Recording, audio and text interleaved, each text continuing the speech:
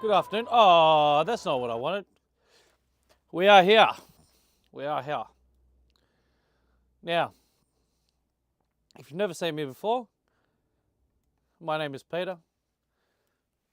I am an Australian. Today we'll be looking at the David Mcbride case. We're going to figure out whether he's innocent or guilty. I genuinely looked into this case and was on the side of he should not go to jail. At the end of the day, look, if the people that he accuses of doing war crimes and whatnot are not going to go to jail, he shouldn't go to jail. But if actually, look, think about it. He signed a contract. He knew the consequences of his actions, and he knew the consequences of his actions, and he should go to jail just for a short period of time because that is the consequence of your actions. But something should be done about these people.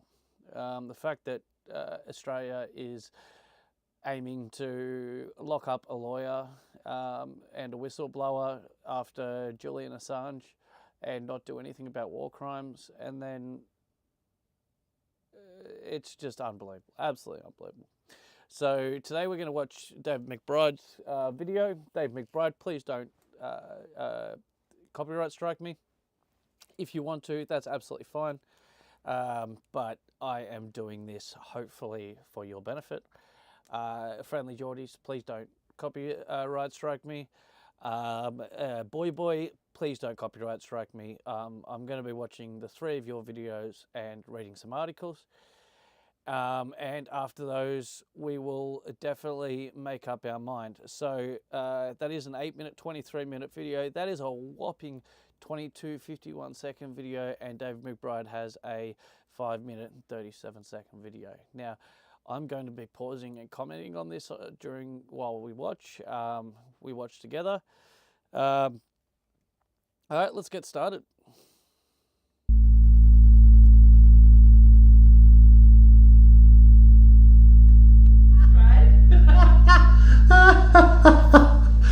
There we go. Alright, Dave, so this is a bit more of a sobering video. Oh, just don't mind me. Let me turn this off because I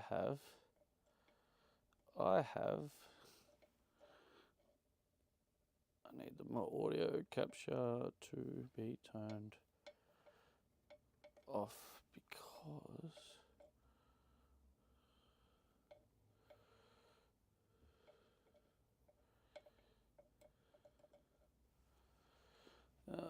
audio capture to be turned. Oh, cancel, close, audio capture, advanced audio properties, monitor off. Okay, now, let's start this. On the 14th of May 2004, David McBride was sentenced. That was only a week. This is one we're recording in case the outcome isn't what we want it to be. Former military lawyer David Mcbride has been sentenced to 5 years and 8 months jail in the ACT Supreme Court for sharing classified military documents with journalists. It's titled, "If You're Watching This, I'm Going to Prison." But what would be your message to people in the instance where you have to go to prison? If you're watching this, I'm in prison. Again, all I can do is thank the supporters. I just say, he sounds like David Hughes. Like he's like if David Hughes went to the army and did a bunch of testosterone. I'm not going to complain. I went into this with my eyes open. I always said I would go to prison with my head held up high, and it may be that I need to go to prison in order to fix this country. We need to look at how this country can pretend that I'm a national security threat when there are so many other things wrong with it. So much bribery, so much corruption, even war criminals that haven't been in jail, and leaders of our completely failed war effort, 20 years, $6 trillion, 41 Australians, good Australian soldiers dead, and no one has had to answer for it. Can I say, if he's saying 20 years, $6 trillion, but only 41 Australian soldiers dead. Wouldn't it suck to be those 41 soldiers? Because I was going to join the army myself when I was 17, 18, because I saw myself as a burnout. I had no other skills. I thought, wouldn't it be fun to pick up a gun and just shoot at people? And maybe I can, I'm a bit fucked in the head. Not psycho or anything, but I'm a bit, I was a bit of a rough kid. So I thought, yeah, let's go to the army. So I did the first test, which was a year 9 and year 9-10 English mathematics test, and I absolutely destroyed that test. But I was a fat cunt, which I am a little bit again now, and I couldn't do 10 push-ups, so to save my life. And I think you had to do something like 40 to 50 to join the army, to get into the army, and I was not able to do that. So I never pushed myself athletically to do it. I never even had the concept in my mind that I could do it without already being forced into the army, because I grew up with a mentality. I grew up with the lack of a mentality of how we should how we should exercise and build our bodies and get stronger and stronger. I thought what I had was what I was stuck with, so I just never did shit until I got a bit older and realised that I was a bit athletically gifted, but that's another story for another time. So there is a good chance. I've always thought to myself, well, I'm glad I didn't go to the army, because I probably would have been one of the ones that, would have died, because technically I was a bit shit at the time. Or I might have turned into one of these psychos and done a lot of horrible shit. But if I did that, I probably would have, because I have too much empathy. So 41 soldiers, that's fine. Let's keep going. Except for me, because I have damaged national security. I will sit in jail, I will get stronger in jail. We will build our forces. Plenty of people down through the ages have been in jail and have come out stronger, so don't worry about me. Maybe if you can, if you know my family, if you know my team, extend a helping hand, extend some love to my family. It won't be that easy for my girls, but they're strong girls. And when I tried to explain to them, or my ex-wife Sarah did, to say, you understand Dad might be in jail, they were like, yippee-ki-yay, motherfucker, which I just love. They're not scared. They're a chip off the old block, and they are proud of me to not go silent until I'm out. Just remember, jail is a place not for reform. Jail is a place for, I'd say, people to get punished, but there's no reform. So, like putting somebody like this man into jail, you're now giving him access to criminal networks. You're punishing him as such, but what are you really doing? What do you think you're doing when you do this? Yes, you're making an example to the public, but this man isn't going to be treated poorly in jail. He's a large bloke. His story's probably going to get into jail. A lot of the blokes that go in and out of jail. So how do I explain this? A lot of them have family members who are either criminals or just people who have skewed moral compasses, and in putting this man with these people, he's not going to get treated like shit. Criminals are the most well off when it comes to understanding that you have to do what you have to do, and unfortunately, we well, that's a bit warped, isn't it? So he's gonna thrive in jail technically. Not in a he's going to turn into a criminal way.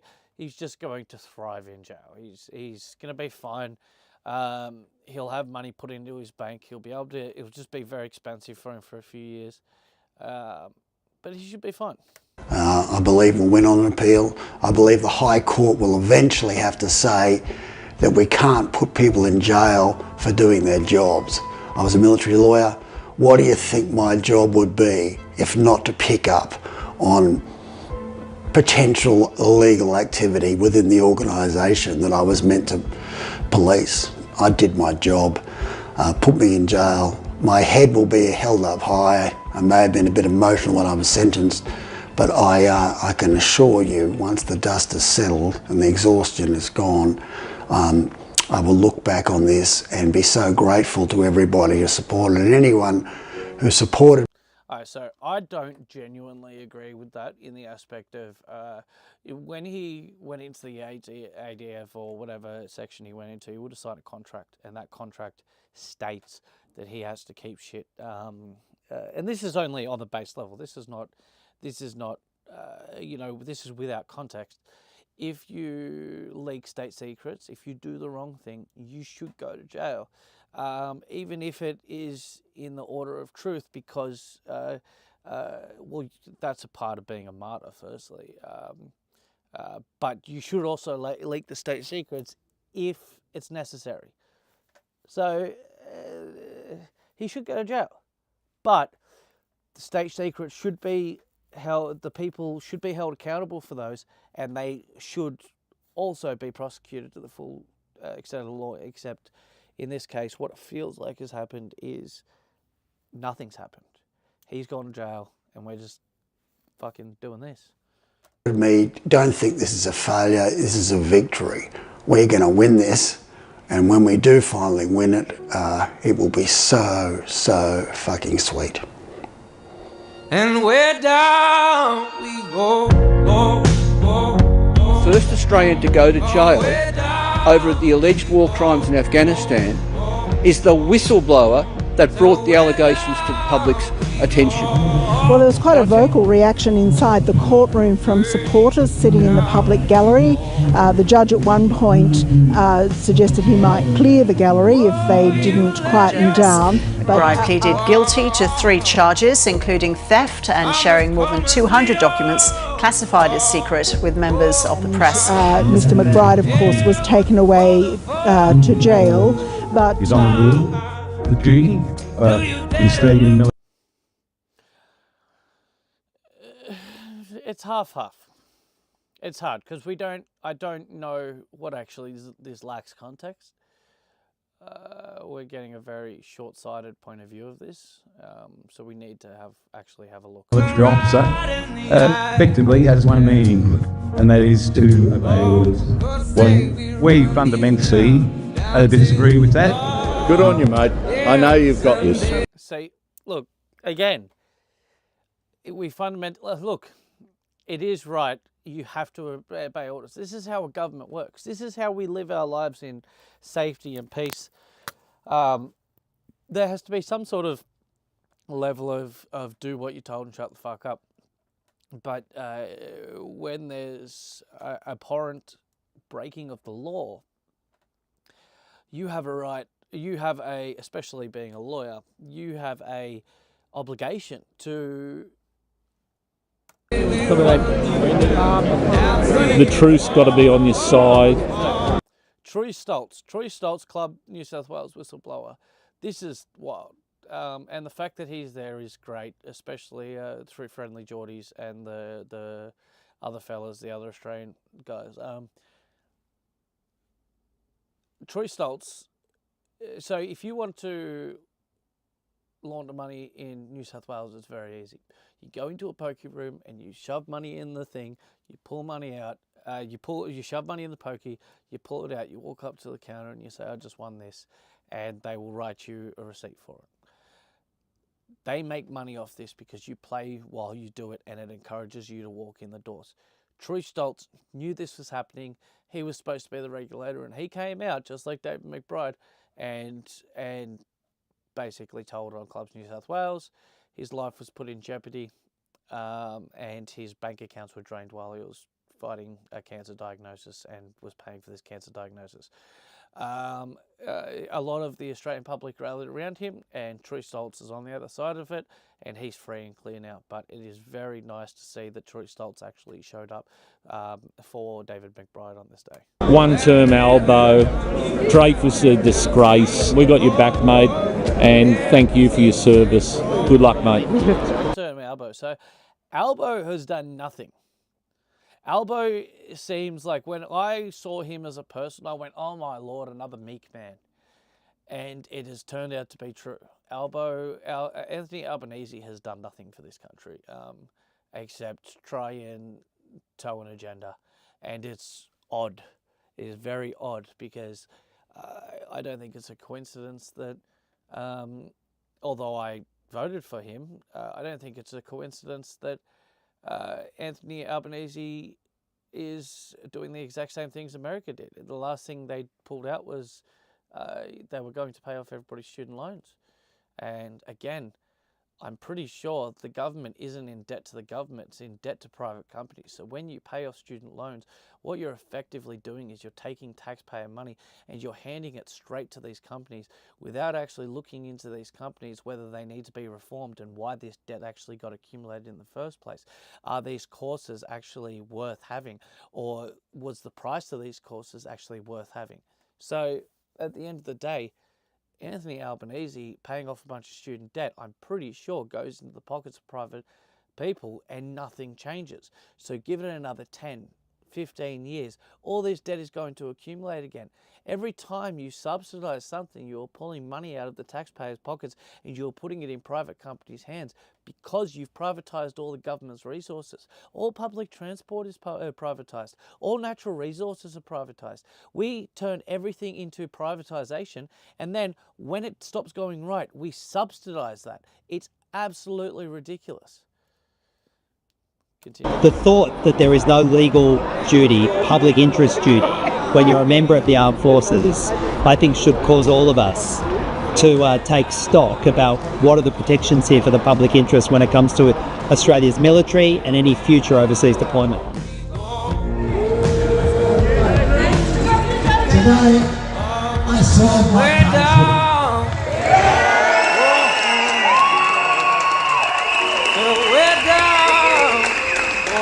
And the question I have for you, Anthony Albanese, is who do you serve?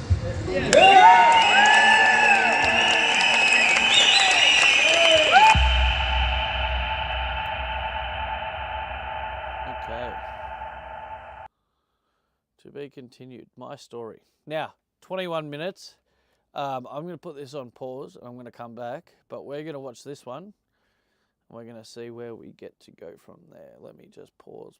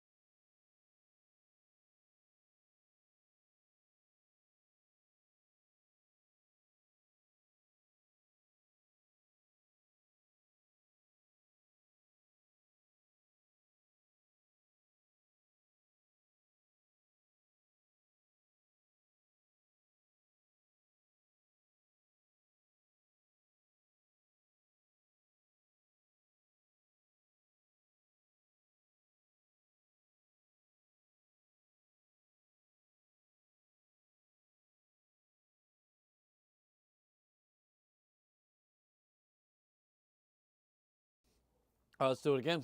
Oh.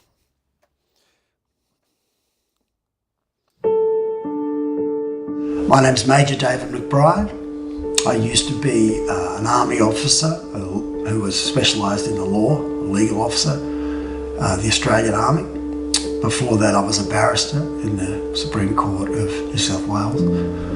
And in another life I was an officer in the British Army. They're my basic sort of career milestones. Now I'm a whistleblower, fighting for my life in the Australian courts in about 5 weeks' time. And when I was young, I wanted to be a soldier. I was at boarding school and I was thrilled by the stories of the Second World War, people escaping from prisoner of war camps, the wooden horse. They used to read us stories when we were too young to read them for ourselves. And I loved that. I also loved the sort of Greek myths. I loved the sort of heroic tradition, I guess. I got into law school. I completed law school again, I can only say I was lucky because I didn't really want to be there. And I did a bit of horse trading with Oxford University, and I was very lucky to be able to get a place at Oxford University. Again, I didn't particularly want to go. And it was snowing, it was cold, and everyone seemed to have thick glasses and lab coats, and I thought, you know, this did not look like the sort of place I wanted to be. Anyway, I got there for myself, and I loved it. It was fantastic. You know, really good people. I think one of the secrets of life is to surround yourself with people better than yourself. And I really met at Oxford University and Oriel College. I met a lot of people who were better than myself. That was when my life really started to I started to become the person I wanted to be, I guess. Like a lot of these twists of fate, sliding doors moments, I met some people from the British Army. And I instantly knew that's what I wanted to be. There was something about them, the way they carried themselves, and I thought that's what I want to be. So I went and saw the recruiting office in Oxford. They were slightly bemused that an Australian wanted to join the British Army, but they said there's nothing against, you can do it. My father came to visit me unexpectedly at Oxford, and he saw the recruiting papers, which I'd half completed. And he was like, what's this? He was very Australian. He was very like, you know, the British Army sipped tea while Australians died on the beach at Gallipoli, and you're not going to join that rabble. And I joined before he even knew. He was hoping I was going to be a barrister in London in one of the great Inns of Court. Before he knew it, I was in basic training on the outskirts of London, getting shouted at by people who'd just come back from the Falklands War. And I loved it. I never looked back. I thought it was the greatest thing. And I look back at photos at the time, and I could see I was still a boy. As soon as I did basic training, I became a man. And I went to Sandhurst eventually. I was a soldier. I spent 6 years in the British Army. You know, it was a great experience for me. It made me a better person. And the motto of Sandhurst was "Serve to Lead." Anyway, I left the British Army. I went in Afghanistan as a sort of security guy. Look at that hair on him. Is that dreads? It looks like so dready. Like, Jesus. Fixer. And that was my job, going around taking camera crews into unusual places. I met the Taliban when they'd pretty much just taken over the country. I left that job. I got a job as a lawyer for the first time in my life. And even though I had 2 law degrees, I could see that I missed the army. I missed the service. I missed, the law didn't have enough for me. And I started doing part-time reserve work for the Australian military, and I really enjoyed it. And my wife said, look, you look really happy every time you come home from doing your army work. Do you want to join full-time? Which was big of her, because being an army wife is not necessarily that much fun. And I joined on my birthday, because it was important. I chose my birthday, and I went and swore on a Bible to basically dedicate my life to doing the right thing for Australia, and it was an oath that I took seriously. From Townsville, I got my first trip to Afghanistan in 2011. Again, a good job advising an American commander who was in charge of the whole province. And then I was promoted from that to the Special Forces, which is the sort of ultimate job as far as I was concerned. In 2013, I got there and I really felt like I was achieving everything I wanted to be. To a certain extent, being a legal officer was the best job for me, because it was a combination of being a lawyer and a soldier. And then when I was there in 2013, I'd already had some doubts from my first tour in 2011. In fact, I'd had it not just from the tour in Afghanistan, but I began to wonder whether the Australian military hadn't become what I call politicised, in that rather than fight the enemy or defend Australia to the best of our ability, etc., we were guided by doing whatever would make us look good in the eyes of the population with PR. And that meant in my 2011 camp, that meant saying everything was going well even when it wasn't. Putting up PowerPoint slides that said, look, we're going to win next year, without anybody saying, well, we said that last year, we said that the year before. And that bothered me. I thought, we are just window dressing. We know it's wrong. We're doing it for self-serving purposes because we get promoted. We weren't winning. We knew we weren't winning.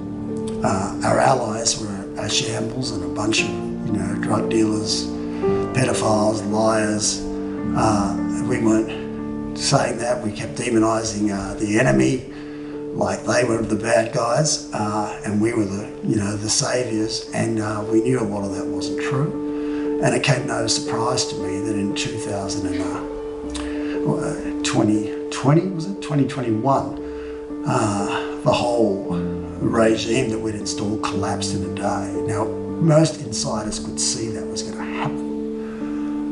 And what enraged me was that no one's, it was the best kept secret. That bothered me, and I saw that early on. I saw things that really I apologise.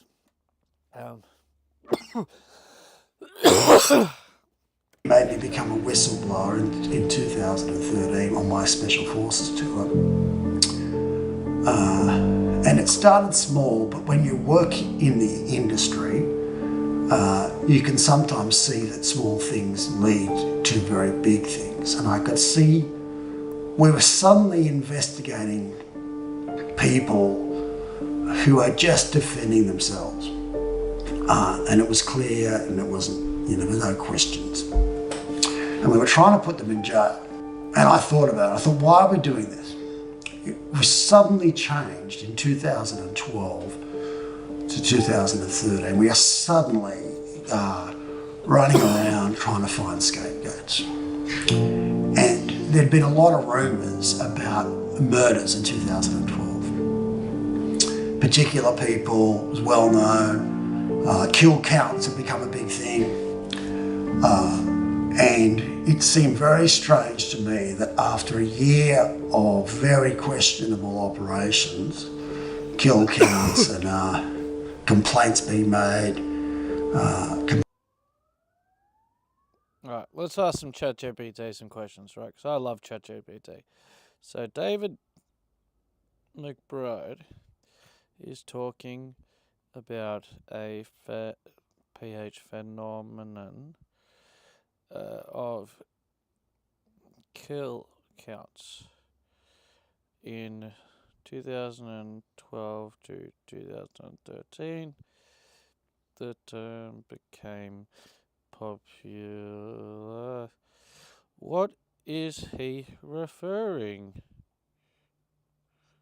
to? Question mark. So if I take all this, right, and I copy it, and then I make sure I'm on ChatGPT 4 because it keeps changing me to delete to I want 4.0. Give me 4.0. If I can pay for this and it's straight up.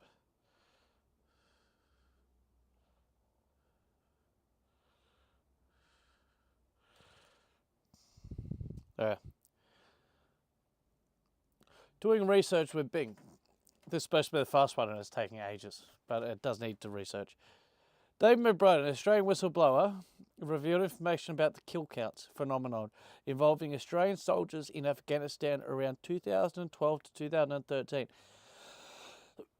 This refers to a practice where soldiers are allegedly incentivized to increase their kill counts.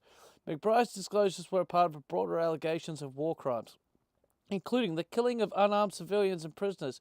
His revelations led to the publication of the Afghan Files by the Australian Broadcast Corporation, which brought these practices to light and spurred public debate and investigations into military conduct during that period.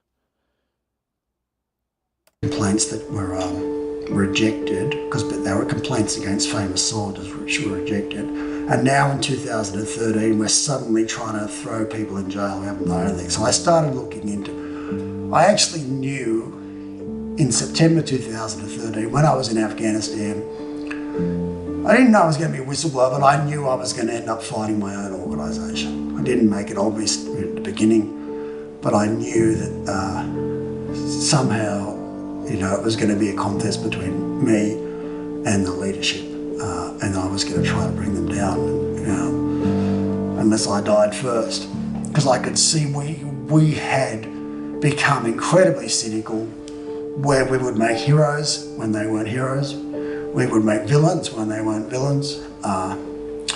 We didn't care about whether we were actually winning the war. We put out false messages. The Afghan people meant nothing to us. It was all a political pantomime, an ad. And I thought, maybe grandiosely, I thought, I'm going to take this on. It's wrong. It went against everything that I've been brought up to do. And even though it became clear that once I started to ask questions and once I started to cause a fuss, that I became the enemy, that didn't put me off. I really thought it was going to be such a bitter fight. I thought I would probably get a pat on the back relatively soon. However, the problem is bigger than I first thought, in that there was no, if you are complaining about major wrongdoing in an Australian government department, they don't roll over. You become the enemy. They will go for you, and there's very little you can do. There's no independent whistleblower authority. Well, hopefully we're going to get one. There's no ICAC.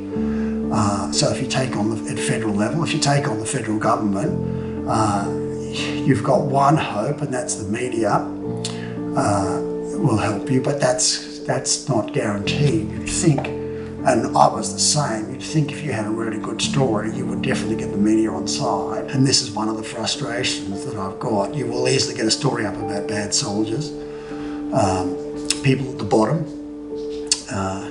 but trying to get a story up about a bad government, people at the top, much harder. And trying to get any media organisation to take that on has been hard. Possibly the only way I was going to be able to win this battle was to have a trial, because it was the only time that the government can't use their incredible overreach with media against you, when they've got people in the witness box and you can ask them direct questions. Did you know? Did you try and cover it up? Why did you do this? Why did you do that? The fact I'm the defendant doesn't stop me asking questions of the government. I'm trying to put the government on trial. I have to be the defendant to do that. I always knew that was what's going to happen. And that's one of the ironies of my case. After I went and saw the ABC, when I couldn't get...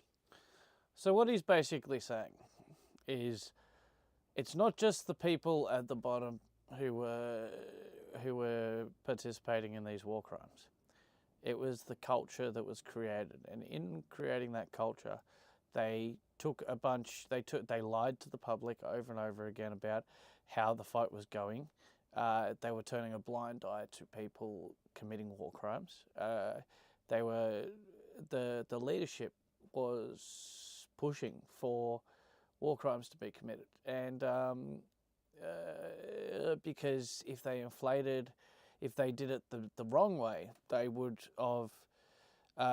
If they did it the wrong way, they would be able to just lie to the public and say, "Oh, we have this many kills. We're going great. We're pushing this area. We're taking this area out." Not actually looking at whether you're going town to town to town and you're absolutely decimating that town. You're killing people. You're absolutely being pieces of shit. So,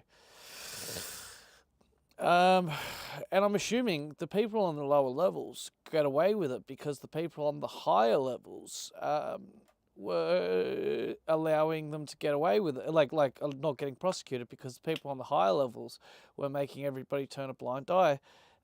So when David Mcbride came out and said, no, we need to fucking enforce on people and we need to take it up, or we need to take it upstairs, they came after him and all the pressure was put on him. I tried all the internal avenues. I knew that wasn't going to work because I was effectively complaining about the Chief of the Defence Force to the Chief of the Defence Force because he runs the complaint department. And also being a military... You don't think that's a little bit of a conflict of interest? You don't think that's a little bit of a conflict of interest where the Chief of the Defence Force is running the complaints department? You know how the complaint system works, and you know that in anything big, which is actually towards the organisation, what they will do is draw it out, starve it of oxygen. I also knew that I had to go through that complaints process before I went to the media. There was an act passed in 2013, funnily enough, to enable people like myself to go to the media. That's going to be the big question in my trial. The first question, did I come within that act? It's quite a flawed act. I don't think anyone has actually successfully come within this act yet. Doesn't mean I won't, but it's kind of quite funny. I think they're going to change the act, but I'm going to be tried under the old act. Did I come within the terms of the act? And one of the interesting points about it is I didn't particularly try in the sense it was never my intention not to go to jail. My intention was to improve Australia. My intention was to shake up our system of government where all government departments increasingly, rather than work for the good of Australia, they work for the popularity of the minister. That's it. And that is wrong, I believe. I wouldn't complain if my charges were dropped, but in some ways it'd be disappointing because it would stop us as a nation being able to look at that central question and say, who do the government departments, defence, who do they work for? Is the truth important? Can they just make shit up in order to win an election, in order to make a minister look popular? Can they give people medals who don't deserve them because they speak well and they're handsome? And that will make the minister look good. At what point, what value is truth? We need to look at these questions, and for me to get the real satisfaction that I want, I'm going to have a trial. It's quite a high risk, my case, and but it's the only way I can see getting out of it is having that trial. I do have a defence, and that I can say the reason I became a whistleblower was what I saw in the Australian military was so bad, and they weren't going to fix themselves, and something had to be done about it. And so then the judge is obliged to look at what I saw and decide whether it really was so bad.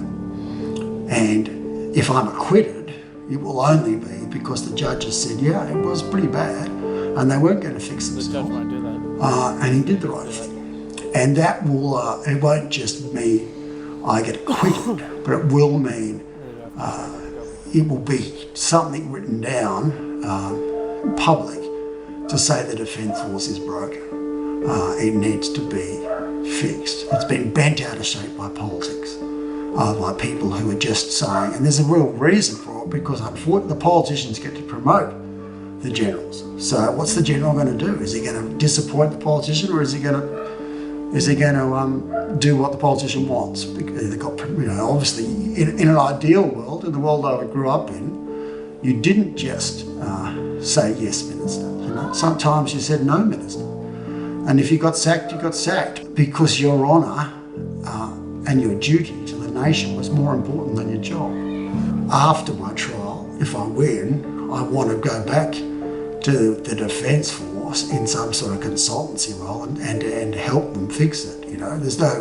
It's easy to criticise without a solution, but there are solutions, and to get some sort of way where they are a little bit more insulated from political interference. A lot of the things that the politicians say are regurgitations of the results of polling of marginal seats. The politicians will do polling and they will say things or hear things, and they will, and the military will follow that. But we can't run a war like that, and you can't run a country like that. You need people who make decisions for the benefit of actually getting things done. I'm facing what they call an unlimited sentence, and as far as I know, I'm the only one that's ever faced unlimited prison.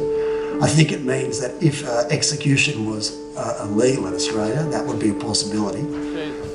But it wouldn't change my view. I wouldn't, being a soldier, you're prepared to die for your country, and I signed up for that. So it's not bullshit for me to say I'm prepared to die for this, and if necessary, I would be prepared to die on that principle, to say that the government is meant to work for the good of the country and not for the popularity of the government. And that is really what it comes down to. We can't just make stuff up. We can't just lie to the public. There's no excuse for it. It's not justified. It's not national security. National security is something which is thrown about in my case. Got damaged national security. That doesn't stand up. Talking about what went on in Afghanistan, talking about murders, talking about cover-ups is not a breach of national security. It may be nationally embarrassing.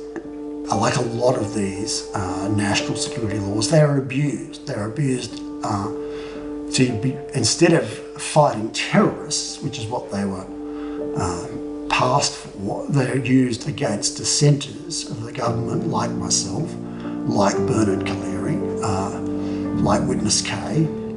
They're chasing me to make an example of me, I think, more than anything else. And the irony is, one of the principles of being a Defence Force officer is, along with honour and duty, is a concept called moral courage. And they still teach that to, Duntroon graduates. And without any kind of irony, to say that that's actually not what they want.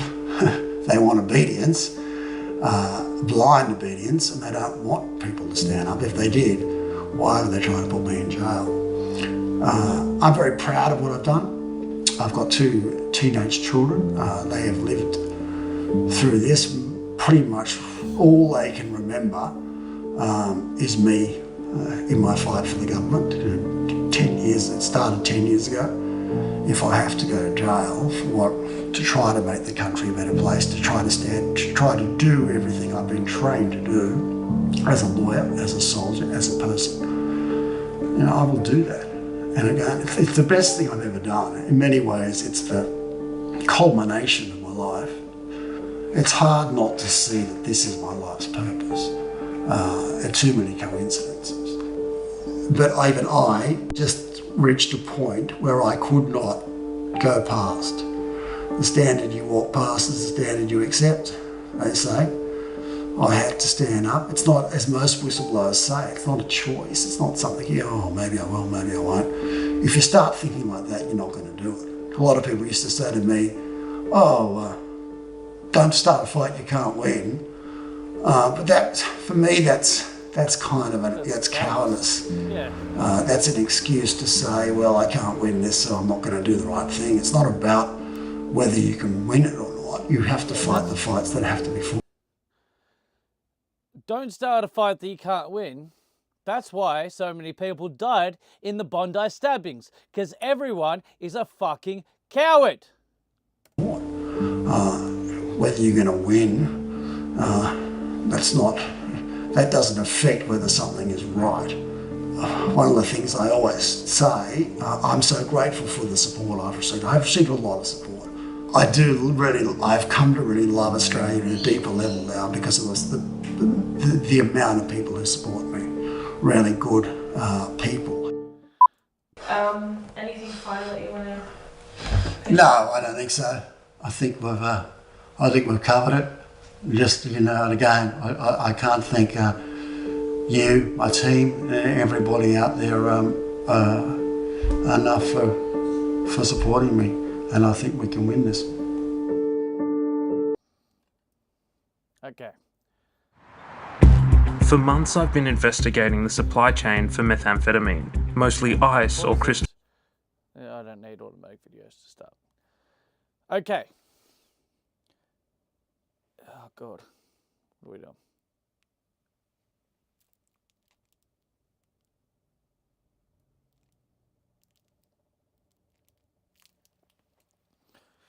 God, this thing is quite annoying. Okay, that's that. This is a message for David McBride. Keep doing what you're doing. Don't stop. You are a martyr. You're doing the right thing. You are not a coward. You are one of the most courageous Australians living today. Godspeed, good sir. You will do your jail sentence. It's 5 years. It is a long time, but it is worth it. Every single day you are standing inside of that jail and locked up and not on the outside, you are doing the right thing. Good work, David McBride. You are really Australian. Okay.